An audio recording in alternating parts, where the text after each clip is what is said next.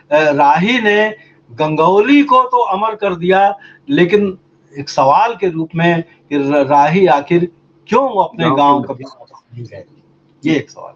जब हम याद कर रहे हैं आज राही मासूम रजा को, तो राही मासूम रजा को कि उस वैचारिकता को याद कर रहे हैं, उस हस्तक्षेप को याद कर रहे हैं और उस जोखिम उठाने की क्षमता को याद कर रहे हैं। यदि राही ने अपने लेखन के माध्यम से जोखिम उठाए, यानी उनकी उपस्थिति ही अपने आप में एक जोखिम थी। कई जगह से जो है उनको निमंत्रण नहीं मिलते थे, कई जगह से वो जो है जिसे कहा जाए अघोषित रूप से बहिष्कृत रहते थे, लेकिन इस सब के बावजूद राही जो है सुदृढ़ थे अपनी सोच में, अपनी वैचारिकता में। भारत को जिस तरह से विश्लेषित कर दिया, महाभारत की एक जो नई व्याख्या कर दी, और महाभारत में जो जानकार लोग हैं और जो करबला का पूरी पृष्ठभूमि जानते हैं, तो उसमें उसके वो यानी कि महाभारत में एक जो है पूरा उन दोनों संस्कृतियों को मिलाया है इन्होंने, और महाभारत को एक नए अर्थ दे दिया है।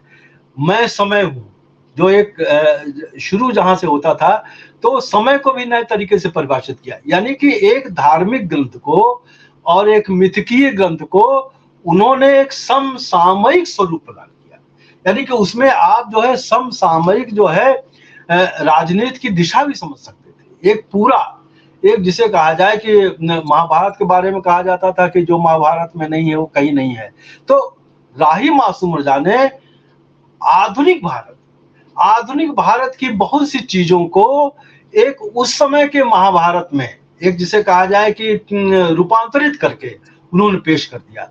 और अगर उर्दू को सुरक्षित रखना है, उर्दू को महफूज रखना है, तो पाकिस्तान बनना चाहिए। लेकिन वो उर्दू क्या सारे मुसलमानों की भाषा थी? यह विमर्श भी राही मासूम रजा ने आधा गांव में पेश किया है कि उस उर्दू से सामान्य मुस्लिम का, ग्रामीण जन का कोई रिश्ता नहीं था। आज जब हम राही पर बात कर रहे हैं, तो वो सेकुलरिज्म की बहस खारिज हो चुकी है। आज कोई दल और किसी भी बौद्धिक विमर्श में सेकुलरिज्म की बात नहीं होती है। आज बात होती है कि अच्छा हिंदू, सॉफ्ट हिंदुत्व, कट्टर हिंदुत्व, इसकी बात, यानी कि जब बौद्धिक विमर्श के बीच सेकुलरिज्म था राही के जमाने में, आज राही के न होने के बाद, इस अंतराल के बाद, वो सेकुलरिज्म की बहस जो है अर्थहीन हो गई है, बेमानी हो गई है।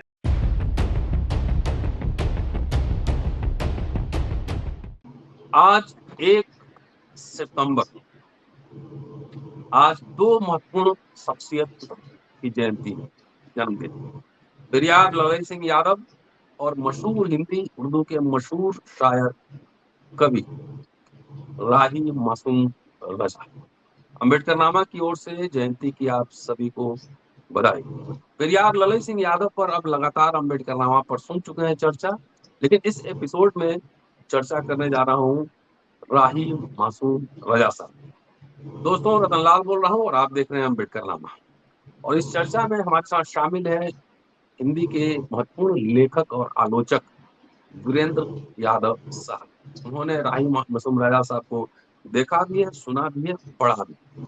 उनके बारे में जानते हैं वीरेंद्र जी से। स्वागत है सर। धन्यवाद, नमस्कार रतनलाल जी। बहुत दिन बाद आप अम्बेडकरनामा पे। मैंने आपको खुला न्योता दिया हुआ है कि जब भी कुछ बोलना है खाली मिस का कॉल मुझे मार दीजिए। हाँ, नहीं, बिल्कुल।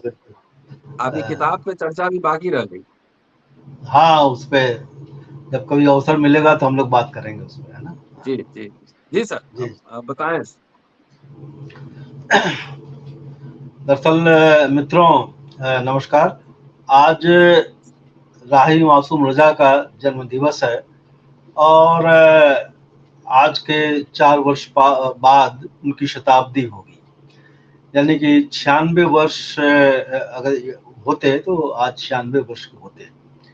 लेकिन आज जो हम राही मासूम रजा को याद कर रहे हैं, तो राही मासूम रजा की याद ये महज एक रस्मी याद नहीं है। नहीं, राही मासूम रजा यानी कि मार्च 1992 में हमारे बीच नहीं रहे थे। जब मार्च 1992 में राही मासूम रजा नहीं रहे थे, तब तक भारत का जो धर्मनिरपेक्ष संवैधानिक ढांचा था, उस पे एक बड़ी दरार नहीं आई थी। बड़ी दरार उसी वर्ष 6 दिसंबर 1992 को तब आई जब बाबरी मस्जिद का ध्वंस किया गया। लेकिन इसके पूर्व राही मासूम रजा अपने समूचे लेखन में, वैचारिक लेखन में, औपन्यासिक लेखन में, अपनी शायरी के माध्यम से, और यहाँ तक कि जो अपनी फिल्मी पटकथाएं थी, उसमें भी भारतीय समाज का जो मिला जुला स्वरूप था, जो मिली जुली संस्कृति थी, उस मिली जुली संस्कृति पर लगातार जो है एक मेल जोल का स्वभाव, और भारत आधुनिक देश, धर्मनिरपेक्ष देश कैसे बना रह सके और कौन कौन से खतरे उसके समक्ष हैं, लगातार इसकी निशानदेही वे अपने लेखन के माध्यम से करते रहे थे। दरअसल राही मासूम रजा की पैदाइश यानी कि पूर्वी उत्तर प्रदेश की है, गाजीपुर के गंगौली गांव के, और गंगौली गांव के एक बड़े कुलीन परिवार में उनकी पैदाइश हुई थी, और उनकी शिक्षा अलीगढ़ मुस्लिम विश्वविद्यालय में हुई थी। अलीगढ़ मुस्लिम विश्वविद्यालय का एक अल्पसंख्यक स्वरूप था, और एक शिक्षा का एक और वहाँ एक ढर्ता था, और वो दौर ऐसा भी था कि वाम पंथ जो है वैचारिक रूप से बहुत सुदृढ़ था, बहुत मजबूत था, बौद्धिकों के बीच में भी और समाज में भी, और पूर्वांचल में भी, पूर्वी उत्तर प्रदेश में भी, गाजीपुर, आजमगढ़, ये समूचा इलाका जो है, इसे कहा जाए कि वामपंथ के राजनीति में रचा पगा हुआ था।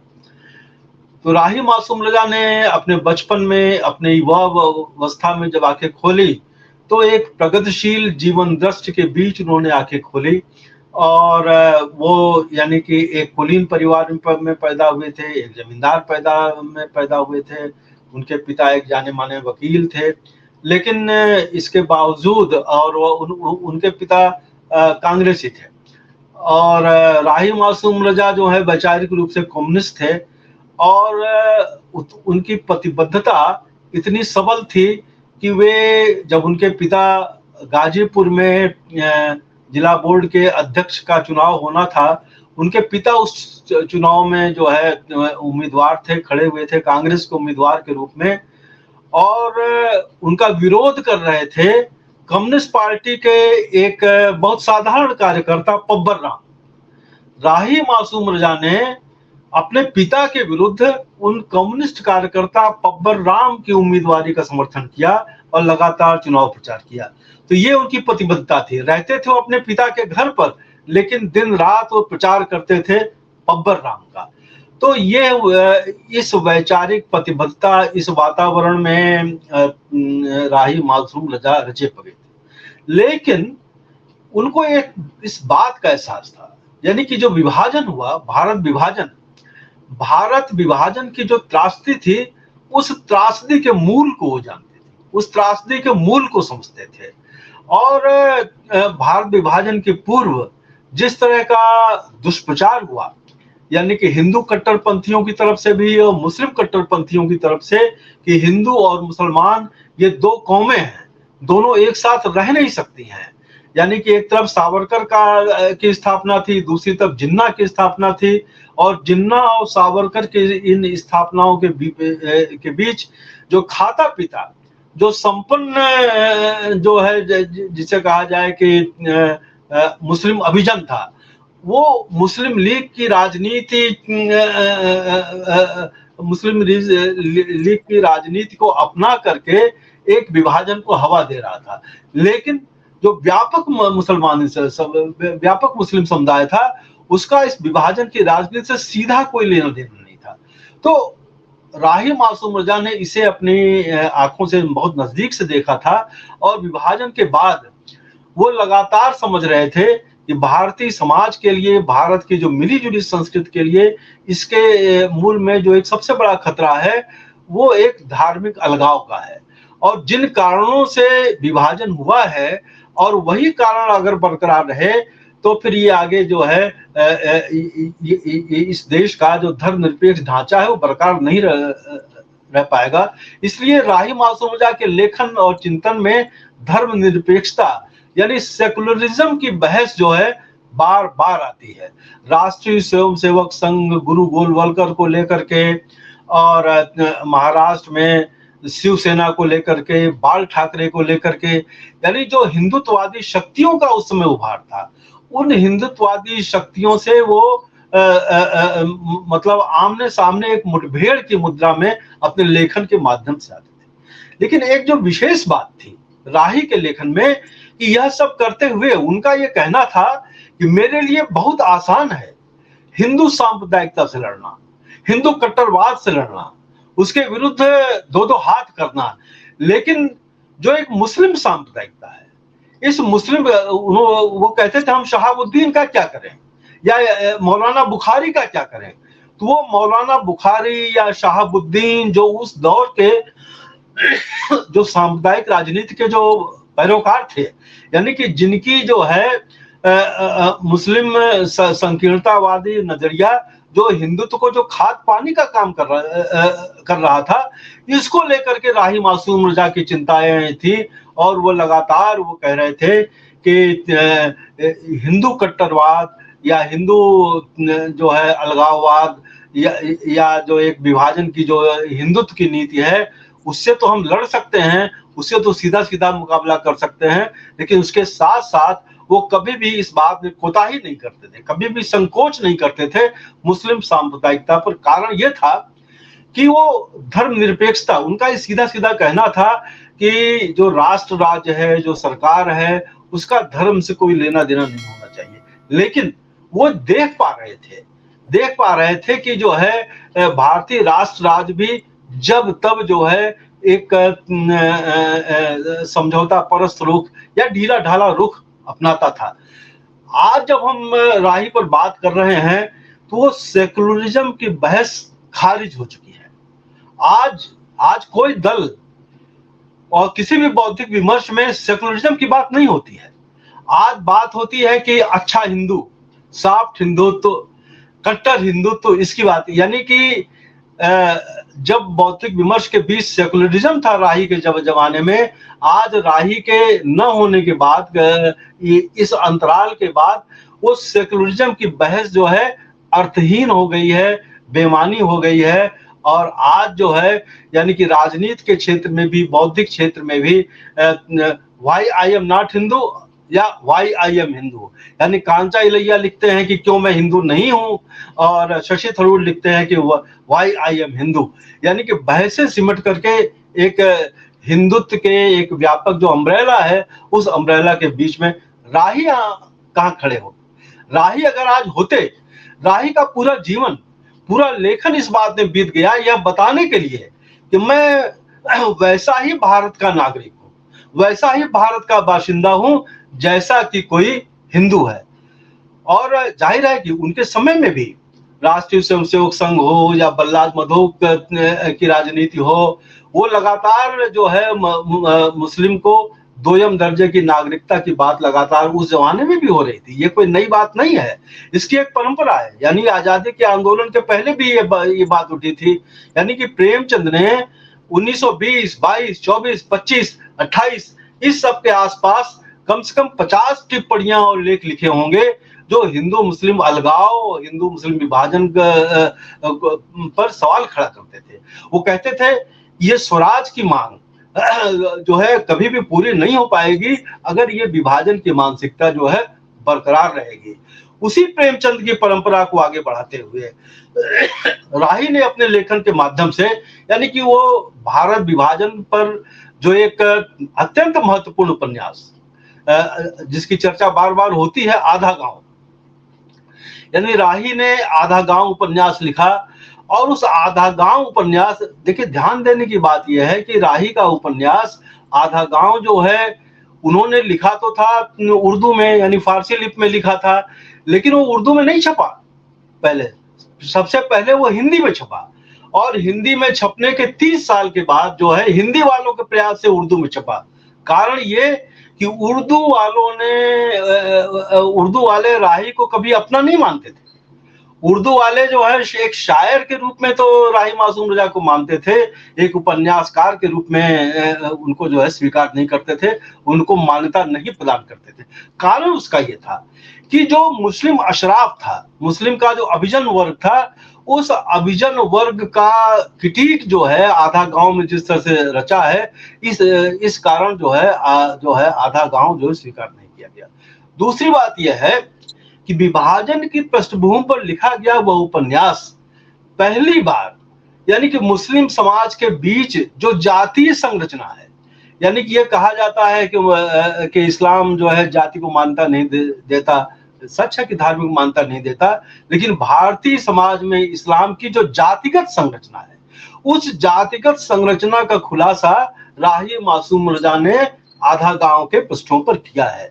यानी कि सैयदों के बीच में, जुलाहों के बीच में किस तरह का भेद था और किस तरह से आर्थिक स्थिति समृद्ध होने के बावजूद, यानी राकी और जुलाहे जहां आर्थिक स्थिति में समृद्ध भी थे और जो यानी सैयद का बेटा भी अलीगढ़ मुस्लिम विश्वविद्यालय में पढ़ता था, जुलाहे का बेटा भी अलीगढ़ मुस्लिम विश्वविद्यालय में पढ़ता था, तो विश्वविद्यालय में तो साथ होते थे, लेकिन जब अपने गांव आते थे तो वहां वो सैयद और जुलाहे हो जाते थे। तो ये सैयद जुलाहे का ये फर्क, इसको बहुत बारीकी के साथ जो है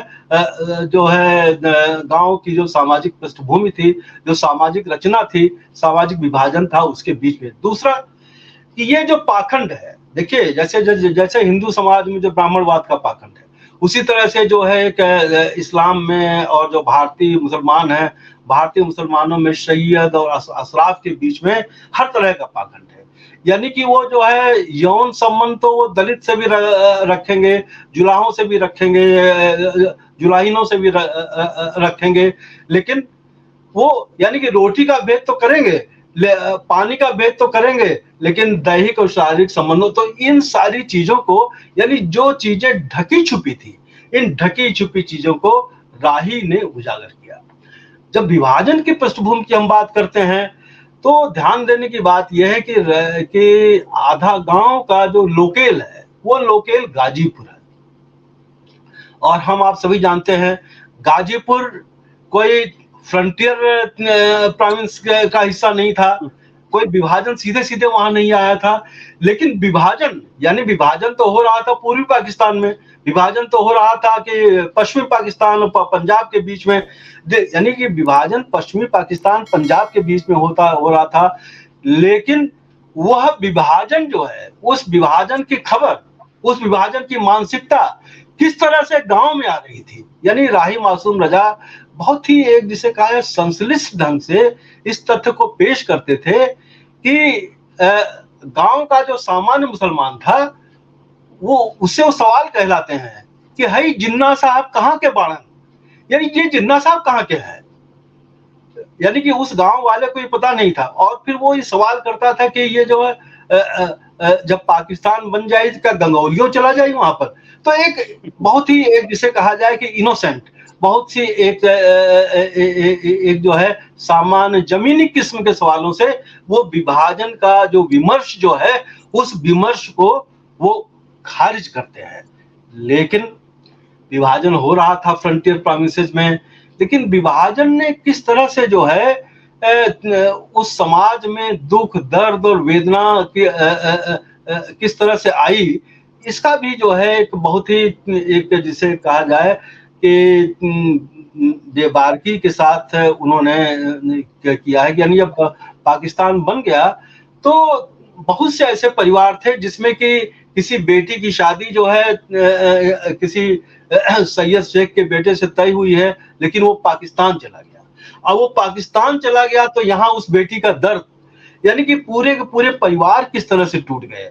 यानी कि ये विभाजन का, गाजीपुर विभाजन का हिस्सा नहीं था, लेकिन विभाजन ने किस तरह से प्रभावित किया हिंदी प्रांत के एक पूर्वांचल में जो है विभाजन की मानसिकता किस, तो यानी विभाजन पे बहुत से उपन्यास लिखे गए हिंदी में। झूठा सच एक बहुत बड़ा उपन्यास लिखा गया, लेकिन झूठा सच जो है एक जिसे कहा जाए लाहौर की पृष्ठभूमि पर लिखा गया, पंजाब की पृष्ठभूमि पर लिखा गया, लेकिन ये पहला उपन्यास था राही मासूम रजा का आधा गांव, जो कि पूर्वांचल को लेकर के, उस मनोदशा को लेकर के लिखा गया। दूसरी बात, पाकिस्तान को लेकर के जो भी विमर्श था, यानी कि उर्दू को बनाया गया कि भाई अगर उर्दू को सुरक्षित रखना है, उर्दू को महफूज रखना है, तो पाकिस्तान बनना चाहिए।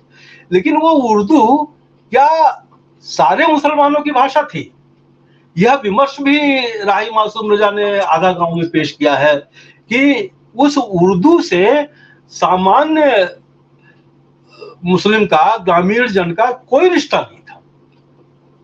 वो भोजपुरी मिली जो भाषा बोलता था, उसका उर्दू से सीधा रिश्ता नहीं था। यानी कि एक जो है, तो इस तरह के यानी कि कुछ ऐसी चीजें जो विभाजन का जो एक सैद्धांतिक विमर्श था, उस सैद्धांतिक विमर्श में शामिल नहीं था, लेकिन विभाजन का जन विमर्श राही मासूम रजा ने प्रस्तुत किया।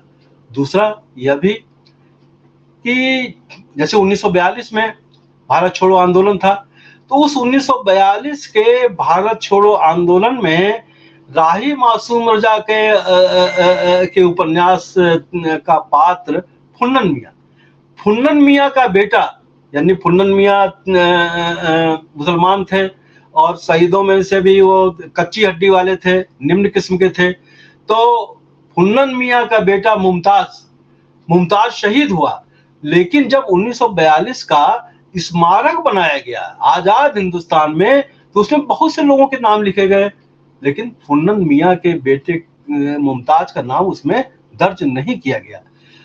तो फुन्नन मियां उस उपन्यास के कथ में, उस उपन्यास के टेक्स्ट में कहते हैं, हमरो एक तो बेटा रहा मुमताज, वो शहीद भया रहा है, ओकर नाम एमन बा कि ना बा, यानी कि वो अपने बेटे का नाम ढूंढता है और उसका नाम नहीं है। तो एक किस तरह से, एक जिसे कहा जाए कि देश का जो स्वाधीनता आंदोलन था, उस स्वाधीनता आंदोलन में शहादत के बाद, यानी इस तथ्य को रेखांकित करते हैं राही मासूम रजा कि मुसलमान ने भी बराबर का संघर्ष किया, बराबर की शहादत दी, लेकिन जब उसका एक जिसे कहा श्रेय लेने की बात आई, तो उस श्रेय लेने वालों में उस अल्पसंख्यक, उस मुसलमान का नाम गायब था। इसी तरह से दलित को लेकर के, दलित में एक झिंगुरिया एक पात्र है, दलित पात्र है झिंगुरिया का बेटा जो है वह भी 1942 में शहीद हुआ था। तो कोई झिंगुरिया का बेटा छिंगुरिया, तो छिंगुरिया भी शहीद हुआ है। अब कोई झिंगुरिया से ये कहता है कि तुम्हारा बेटा भी शहीद हुआ, तो वो अपने कानों पे हाथ रख लेता है, कान बंद कर लेता है कि ऐसी बात ना करो। यानी कि उसके चिंतन में, उसकी सोच में, उसकी समझ में शहादत तो बड़े लोगों की चीज है, हमारा बेटा कैसे शहीद हो सकता है कि, तो यह भोलापन, यानी कि यह झिंगुरिया के माध्यम से भोलापन कि यह जो स्वाधीनता है, जो ये है, ये जो निम्न वर्ग के लोगों को उसने किस तरह से संस्पर्श भी नहीं किया। यानी उसका बेटा शहीद हो गया तो कोई ऐसी खास बात नहीं थी, वो शहादत को अपने बेटे के नाम के साथ जोड़ने में भी डर लग रहा है कि कोई अनर्थ तो नहीं हो जाएगा, हमारे बेटे को ये शहीद कह रहे हैं तो ये अनर्थ तो नहीं हो जाएगा। तो कहने का मतलब यह है कि आधा गांव जो है, यूं तो देखिए प्रकट रूप से जिसे कहा जाए कि शिया सैयदों के का जो विभाजन है, उन परिवारों का प्रकट रूप से, लेकिन उसके पीछे प्रच्छन्न रूप से जो उस गांव की संरचना है, उस गांव की संरचना में जो पिछड़े समाज के, जो अहीर समाज के हैं, जो दलित समाज के हैं, जो जुलाहे समाज के हैं, इन जुलाहे समाज यानी जिसे कहा जाए कि जो एक भक्त और सेवक की जो भूमिका में थे, या जो कामगार की भूमिका में थे, भक्त सेवक कामगार जो है विभाजन को किस तरह से देख रहा था। इस कारण राही मासूम रजा का उपन्यास जो है आधा गांव जो है, उसी तरह से मुस्लिम अशराफ का, मुस्लिम कुलीन वर्ग का क्रिटिक रचता है, जिस तरह से प्रेमचंद ने गोदान में क्रिटिक रचा था, एक जिसे कहा जाए सवर्णवाद का। और तो जिस तरह से प्रेमचंद ने उच्च वर्ग का, उच्च सवर्ण हिंदू वर्ग का क्रिटिक रचा गोदान में, उसी तरह से राही मासूम रजा ने क्रिटिक रचा आधा गांव में। आजादी के बाद, यानी कि आप देखें कहाँ कहाँ निगाह जाती है राही मासूम रजा की। यानी कि आजादी के बाद का जो दृश्य है कि 57 का जो पहला चुनाव हुआ, उस 57 के पहले चुनाव में आरक्षण के कारण जो है कुछ दलितों को भी कुछ स्थान दिए गए, आरक्षित स्थान। तो वहां जो गाजीपुर का वो गगौली का था, वो एक दलित आरक्षित सीट हुई।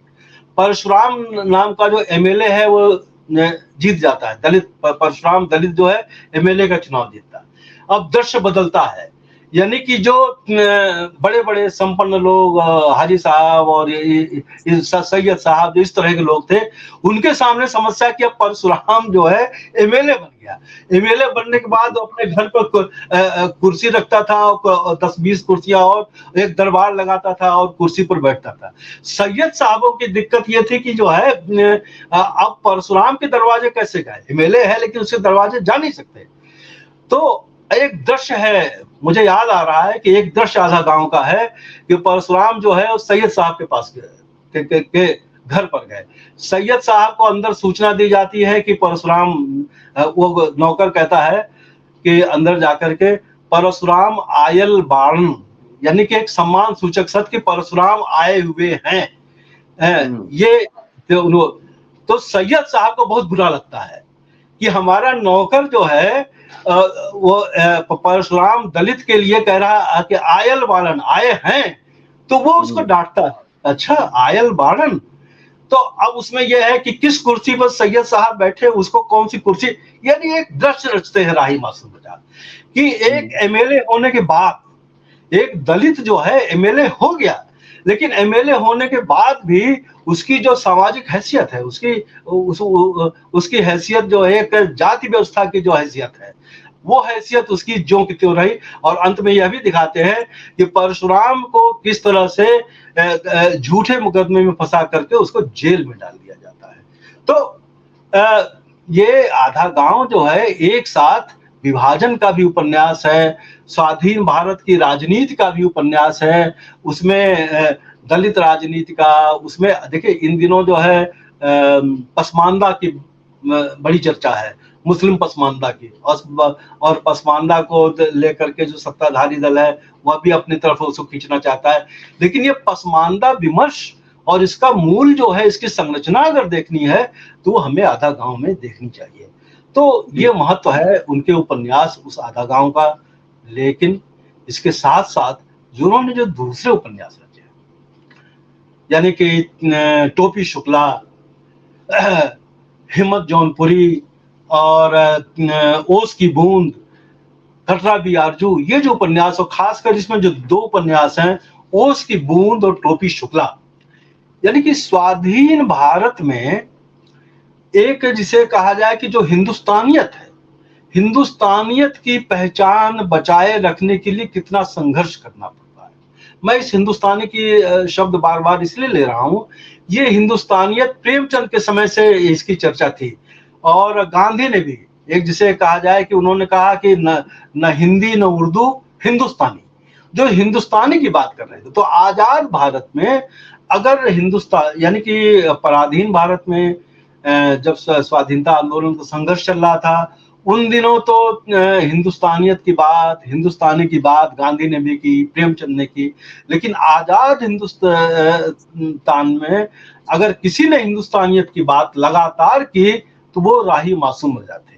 उनका कहना था कि हिंदुस्तानियत को ही बचा करके हम इस मुल्क को बचाना चाहते हैं, और बड़ी शिद्दत से वो ये बात कहते थे कि भाई मुझसे क्यों कहा जा रहा है कि मैं इस बात का सबूत दूं कि मैं इसी जमीन का हूं, मैं इसी भारत भूमि का हूं, इसका सबूत मुझे क्यों देना पड़ रहा है, इसका सबूत राम प्रसाद को क्यों नहीं देना पड़ रहा है। तो क्या कारण है कि राम प्रसाद इसका सबूत नहीं मांगा जा रहा है, मासूम रजा से मांगा जा रहा है। तो इस बात को लेकर शिद्दत से उनका, जिसे कहा जाए कि हर चिंतक का, हर लेखक का एक जो है केंद्रीय विचार होता है। तो राही मासूम रजा का जो केंद्रीय विचार था वो हिंदुस्तानियत और हिंदुस्तानियत की रक्षा उनका विचार था। यही कारण है, देखिए महाभारत जैसे सीरियल का, वही मैं आने वाला था कि आज के बहुत सारे लोगों को, नई पीढ़ी को ये पता भी नहीं होगा ये महाभारत के संवाद राही मासूम रजा साहब ने लिखे, और ये धर्म निरपेक्षता का इससे बड़ा प्रतीक क्या हो सकता है। हाँ, महाभारत को जिस तरह से विश्लेषित कर दिया, महाभारत की एक जो नई व्याख्या कर दी, और महाभारत में जो जानकार लोग हैं और जो करबला का पूरी पृष्ठभूमि जानते हैं, तो उसमें उसके वो यानी कि महाभारत में एक जो है पूरा उन दोनों संस्कृतियों को मिलाया है इन्होंने, और महाभारत को एक नए अर्थ दे दिया है। मैं समय हूँ, जो एक शुरू जहां से होता था, तो समय को भी नए तरीके से परिभाषित किया, यानी कि एक धार्मिक ग्रंथ को और एक मिथकीय ग्रंथ को उन्होंने एक समसामयिक स्वरूप प्रदान किया, यानी कि उसमें आप जो है समसामयिक जो है राजनीति की दिशा भी समझ सकते थे। एक पूरा एक जिसे कहा जाए कि महाभारत के बारे में कहा जाता था कि जो महाभारत में नहीं है वो कहीं नहीं है, तो राही मासूम रजा ने आधुनिक भारत की बहुत सी चीजों को एक उस समय के महाभारत में एक जिसे कहा जाए कि रूपांतरित करके उन्होंने पेश कर दिया। और जिस हिंदी भाषा में उन्होंने किया, यानी कि आधा गांव तो उन्होंने उर्दू में लिखा था और उसका हिंदी रूपांतरण तो कुंवर पाल सिंह ने किया था, लेकिन यह जो उन्होंने लिखा तो ये अद्भुत है। कारण यह है कि राही मासूम रजा जो है एक भारतीय समाज की जो एक उसको गंगा जमुनी तहजीब कह लीजिए, मिली जुली संस्कृत कह लीजिए, और एक जो हिंदुत्व का जो एक आक्रामक रवैया था, उस हिंदुत्व के आक्रामक रवैये का प्रतिविमर्श कह लीजिए, तो वो उनके संपूर्ण व्यक्तित्व में रचा बसा था। और राही साहब खुद जिसे कहा जाए भुक्तभोगी रहे, दो तरह से भुक्तभोगी रहे, एक मुस्लिम सांप्रदायिकता के भी रहे और मुस्लिम जो अभिजन समाज का जो एक हाई ब्राउ रवैया है उसके भी रहे। यानी कि बड़ी दिलचस्प बात है कि राही मासूम रजा को अलीगढ़ मुस्लिम यूनिवर्सिटी में वो लेक्चरर, स्थायी लेक्चरर नियुक्त नहीं हो पाए, यानी कि टेम्परेरी लेक्चरर थे। और आले अहमद सरूर जैसा इतना बड़ा विद्वान उस कमेटी का चेयरमैन था जिसमें उनको स्थायी किया जाना था। आले अहमद सरूर के अध्यक्षता में बनी हुई कमेटी ने ये कहा कि राही मासूम रजा को साहित्य की समझ नहीं है, और साहित्य की समझ न होने का एक जिसे कहा जाए कि मिथ्या एक आरोप गढ़ करके उन्हें जो है स्थायी नहीं किया गया। जबकि कारण क्या था? कारण ये था कि भाई रामपुर के नवाब के जो दामाद थे, उन दामाद की जो बेगम, उन बेगम से राही साहब का इश्क हो गया और राही साहब ने जो है उनसे जो है प्रेम विवाह किया। तो असली कारण वो था, यानी कि जितना एक मुस्लिम अभिजन समाज था, वो चाहे अलीगढ़ मुस्लिम यूनिवर्सिटी का हो चाहे जो हो, वो सब जो है एकताबद्ध होकर के उसने राही को इस स्थिति में ला दिया कि राही जो है वहां से यूनिवर्सिटी से निकाल दिए गए और अंततः उन्हें पनाह मिली बम्बई की फिल्मी दुनिया में। हाँ, बम्बई की फिल्मी दुनिया में जाना नहीं चाहते, वो साहित्य के आदमी थे। लेकिन धर्मियों के संपादक डॉक्टर धर्मवीर भारती ने उन्हें बुलाया और उन्हें वहां किया, और फिर वहां जाकर के भी एक बात देखिए ये है कि अक्सर जो है फिल्मी दुनिया में जाने के बाद लोग अपनी प्रतिबद्धता के साथ समझौता कर लेते हैं, जो उनके आदर्श हैं उससे समझौता कर लेते हैं। ये सही है। देखिए फिल्मी दुनिया जो है एक खास तरह का एक व्यवसाय है, उस खास तरह के व्यवसाय की शर्तें भी हैं।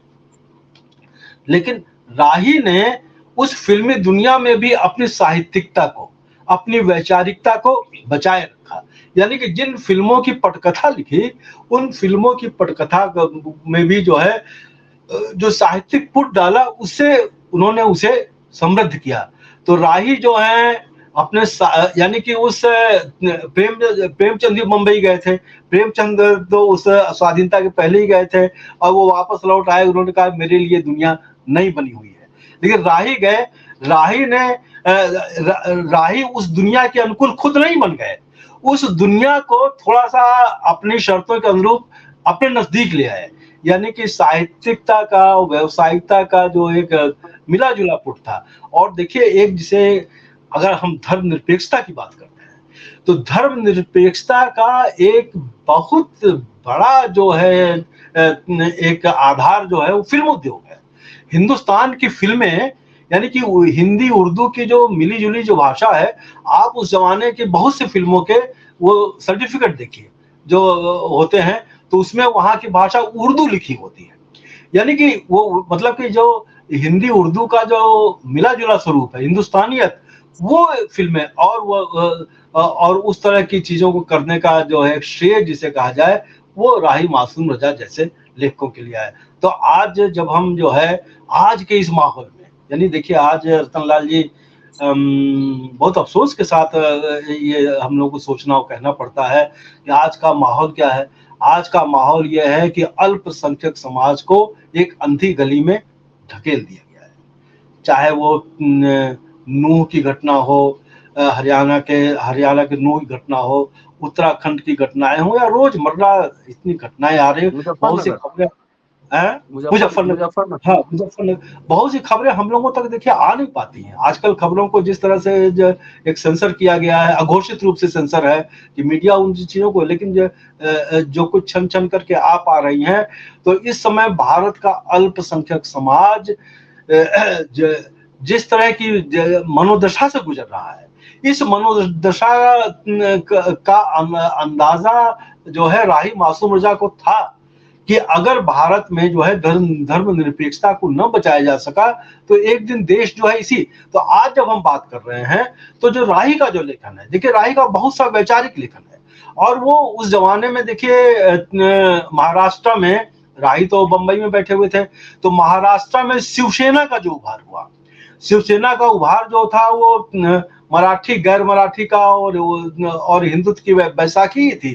तो जिससे कहा जाए कि मुंहतोड़ मुकाबला जिस तरह से राही ने उस दौर में किया, वो बहुत साहस की बात थी, बहुत हिम्मत की बात थी कि यानी कि बाल ठाकरे की तूती बोलती थी कि फिल्मी दुनिया में हर आदमी सफल नहीं हो सकता था कि अगर वहां उतर, लेकिन राही का ऐसा था कि राही ने अपनी वैचारिकता को बचाया और वहां पर लगातार जो है, और एक पूरा, और अकेले राही ने एक पूरी, एक जिसे कहा जाए कि एक लेखकों की और विचारकों को बड़ा बल दिया अपने इस स्टैंड से, अपना जो एक ये कहा। तो आज जब हम राही को याद करते हैं, तो राही को याद करते हुए खाली एक कथाकार को, खाली एक उपन्यास को नहीं हो जाता है, एक ऐसे वैचारिक प्रहरी को याद करते हैं जिसकी देखिए सर्वाधिक जरूरत है। हिंदी में रतनलाल जी कुछ दिनों पूर्व एक बहस चली थी जब डॉक्टर नववर सिंह और उसके पहले, कि भाई हिंदी के कथा साहित्य में मुस्लिम पात्र नहीं आते, बहुत कम है, ठीक बहस थी। लेकिन हिंदी कथा साहित्य में मुस्लिम पात्र, यानी प्रेमचंद में बहुत से पात्र आते थे, यशपाल के यहाँ आए, राही के यहाँ आए, तो बाद के दौर में ये पात्र धीरे धीरे कम होते गए। तो राही मासूम रज़ा की चिंता जो थी, यानी कि राही मासूम रज़ा मुस्लिम पात्र रचने के लिए नहीं लाते थे, बल्कि भारतीय समाज में उनकी उपस्थित थी, गंगौली में उनकी उपस्थित थी, तो उनकी उपस्थित की उपेक्षा नहीं करते थे। यानी कि मैं एक बात बताऊं, 2001 में मैंने आधा गांव पर एक बड़ा लेख लिखा था। तो वो लेख जो है उर्दू का एक पत्रिका थी, नया वर्क, बंबई से प्रकाशित होती थी, उसके संपादक साजिद रशीद थे। तो साजिद रशीद जो है, मेरा वो लेख जो है वो आधा गांव तुलनात्मक एक लेख था, कुलतुन हैदर का भी उपन्यास आग का दरिया से तुलना थी, बदियुज्जमा के छाकों की वापसी से तुलना थी, और अब्दुल्ला हुसैन के उदास नस्लें, ये 4 उपन्यासों को के तुलनात्मक अध्ययन के साथ प्रमुख रूप से आधा गांव पर केंद्रित वो लेख था। तो साजिद रशीद जो उर्दू पत्रिका नया वर्ग के संपादक थे, वो मेरा लेख उर्दू में अनुवाद करके छापना चाहते थे। तो लखनऊ के ही एक उर्दू अनुवादक को ये काम दिया गया, लेकिन जब उन्होंने लेख पढ़ा, देखिए ये बात मैं इसलिए कह रहा हूं कि राही की एक जिसे कहा जाए स्वीकार्यता उर्दू में कितनी कम थी या लगभग नहीं थी। यानी कि वो उस अनुवादक ने, उस मित्र थे, उस अनुवादक मित्र ने उस लेख का अनुवाद करने से इनकार इसलिए कर दिया, उन्होंने कहा ऐसा कैसे मुमकिन है कि कुलतुल हैदर के उपन्यास आग का दरिया से राही मासूम रजा के आधा गांव से तुलना की जाए। उन्होंने कहा भाई राही की तो कोई हैसियत ही नहीं है एक उपन्यासकार के रूप में उर्दू में। तो ये एक पक्षपात था, ये था। इसके बावजूद राही अपने दमखम पर, अपने वैचारिकता के, यानी कि आज के समय में कुलतुल हैदर के आग का दरिया को कोई नहीं याद करता, लेकिन आज का जो समय है, जो चुनौतीपूर्ण समय है, इस चुनौतीपूर्ण समय में अगर जो है भारत के विभाजन को, या जो इस समय सांप्रदायिकता है, या जो हिंदुत्व का खतरा है, इसको समझना चाहिए। तो कई और टेक्स्ट के साथ आधा गांव एक जरूरी, एक महत्वपूर्ण टेक्स्ट है। तो जब हम याद कर रहे हैं आज राही मासूम रजा को, तो राही मासूम रजा को कि उस वैचारिकता को याद कर रहे हैं, उस हस्तक्षेप को याद कर रहे हैं, और उस जोखिम उठाने की क्षमता को याद कर रहे हैं। यदि राही ने अपने लेखन के माध्यम से जोखिम उठाए, यानी उनकी उपस्थिति ही अपने आप में एक जोखिम थी। कई जगह से जो है उनको निमंत्रण नहीं मिलते थे, कई जगह से वो जो है जिसे कहा जाए अघोषित रूप से बहिष्कृत रहते थे। लेकिन इस सब के बावजूद राही जो है सुदृढ़ थे अपनी सोच में, अपनी वैचारिकता में। तो आज जब हम याद कर रहे हैं राही मासूम रजा को, मैं समझता हूं कि राही को याद करना, और जाहिर है आपने शुरू में ही कहा कि आज पेरियार ललई सिंह का भी आज जन्मदिन है। तो पेरियार ललई सिंह, देखिए पेरियार ललई सिंह जो है वो भी तर्क, वैज्ञानिक चिंतन, विज्ञान सम्मत सोच, इस सब के लिए समर्पित थे। और पूरे एक जिसे कहा जाए कि सबल्टन समाज में, एक निम्न वर्गीय समाज में घूम घूम करके, और एक सतत संघर्षशील थे। एक जिसे कहा जाए कि एक आदमी जो है पूरा आजीवन अदालतों में ही लड़ता रहा। मतलब पेरियार की जो सच्ची रामायण को कैसे हिंदी में छापा गया, और फिर क्या क्या मुकदमा सुप्रीम कोर्ट तक गए, तो इतने संघर्ष। तो वो पूरा एक स्वाधीनता के बाद का जो भारत था, वो इन संघर्षशीलों का भारत था। उन संघर्षशीलों में पेरियार ललई सिंह भी थे, और उनमें राही मासूम रजा भी थे। तो राही मासूम रजा को महज एक फिल्मी लेखक के रूप में, एक बम्बैया लेखक के रूप में याद करने की आवश्यकता नहीं है। आज उस जिसे कहा जाए कि भारत की मिली-जुली संस्कृति, भारत का जो एक जिसे कहा जाए कि धर्मनिरपेक्ष संवैधानिक जो जनतंत्र है, उस धर्मनिरपेक्ष संवैधानिक जनतंत्र के प्रहरी के रूप में हम राही मासूम रजा को याद करते हैं। और मैं समझता हूँ इन्हीं शब्दों के साथ मैं अपनी नाज़िल उन्हें देता हूँ। और एक आखिरी सवाल, एक आखिरी छोटा सा जवाब। जी। आप व्यक्तिगत रूप से आपकी कहीं मुलाकात हुई हो तो थोड़ा सा कुछ दिलचस्प जो है ना। नहीं, देखिए संयोग की बात यह है कि मेरे राही बम्बई में रहते थे, और देखिए एक बात मैं बताऊं, मैं राही के, मेरी मुलाकात तो नहीं हुई, लेकिन मैं राही के गांव गंगौली, हम सब लोग लेखकों का एक दल गंगौली गया था। तो उस लेखकों के दल में कमलेश्वर भी शामिल थे। हम लोग गंगौली गए, और एक बड़ा समारोह हुआ। वो समारोह इस बात का था कि उर्दू में आधा गांव नहीं प्रकाशित हुआ था। तो जब उर्दू में आधा गांव प्रकाशित हुआ कुछ हिंदी लेखकों के प्रयासों से, तो उसको रिलीज करने के लिए हम लोग, कमलेश्वर भी थे, हम सारे लोग थे, विभूति नारायण राय थे, सारे लोग थे, हम लोग वहां गए गंगौली में। गंगौली में शाम को जो कार्यक्रम था, वो उनकी जो पुराना घर था हवेली टाइप का, वो गिरेला हो गया था, बिल्कुल डिलेपिडेटेड कंडीशन में था, ध्वस्त स्थिति में था। लेकिन उसके जो है प्रांगण में हम लोगों ने समारोह किया। थोड़ा सा घूमे गांव में, तो उस गांव के लोगों का एक, गांव के लोग इकट्ठा हुए थे, उस गांव के लोगों का एक दर्द था, वो मैं कहना चाहता हूँ। ये सच है, राही मासूम रजा ने आधा गांव लिख करके गंगौली को अमर कर दिया। हिंदी साहित्य में ही नहीं, एक जो अब तो अंग्रेजी में भी अनुवाद हो गया, उर्दू में भी, यानी कि एक समूचे भारतीय साहित्य में उस गंगौली गांव को अमर कर दिया। लेकिन रतनलाल जी, गांव वालों का दर्द क्या था? गांव वालों की वेदना ये थी कि राही जब से यहां से गए वापस नहीं आए। ये एक अंतर्द्वंद कि राही हमेशा गंगौली अपने सीने में लेकर के जीते थे, गंगा को लेकर के जीते थे। वो कहते थे कि भाई जो है मेरी माँ, एक तो माँ जिसने हमें पैदा किया, दूसरी माँ हमारी अलीगढ़ मुस्लिम विश्वविद्यालय है, तीसरी माँ गंगा है। गंगौली गंगा के किनारे बैठा था, तो उस गंगौली गांव के लोगों का कहना था, हम लोगों ने उनसे कहा कि भाई आपके गंगौली को तो उन्होंने अमर कर दिया, समूचे साहित्य में कहा उन्होंने तो अमर कर दिया, लेकिन हमारी आंखें तो तरस गई है राही मासूम रजा को देखने के लिए। आप सब लोग आए हो उनको याद करते हुए, हम जो यहाँ रहते हैं, तो ये दर्द गंगौली वालों का था। तो आज के दिन जो है यह भी मैं याद कर रहा हूँ कि राही ने गंगौली को तो अमर कर दिया, लेकिन एक सवाल के रूप में कि राही आखिर क्यों अपने गांव कभी वापस नहीं गए, ये एक सवाल। शुक्रिया सर। और दोस्तों, ये था राही मासूम रजा होने का मतलब, राही मासूम रजा होने का के मायने। देखते रहिए अम्बेडकरनामा, इंफॉर्मेटिव वीडियो है, ज्ञान की बात है, और आज जरूरत है बहुत सारे राही मासूम रजा की। शुक्रिया, देखते रहिए अम्बेडकरनामा। धन्यवाद।